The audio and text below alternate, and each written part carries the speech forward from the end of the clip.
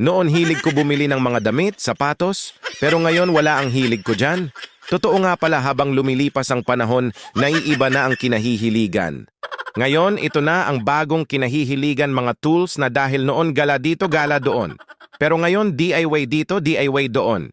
Dagdag collection ko ito sa aking mga tools, mga boss.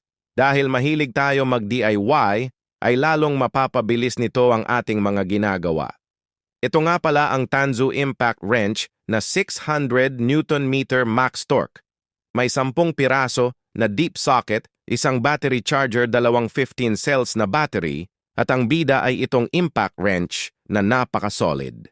Dahil unboxing tayo ngayon, kaya isa-isa natin chine-check kung kumpleto at walang damage ang ating parcel. Kaya naman nagkakaubusan ng stock dahil legit ang tools na ito, mabigat at brushless na nga din pala ito. Ito naman yung kanyang rechargeable battery na legit 15 cells dahil ang loob nito ay puno ng battery.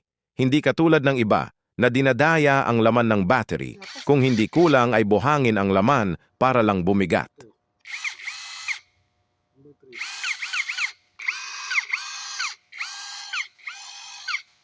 Adjustable ang lakas. Kung pang motor pwede mo i-set sa 1, kung pang sasakyan o truck pwede i-set sa 2 or 3 max power. Depende sa bolt or nut na iyong hihigpitan o luluwagan.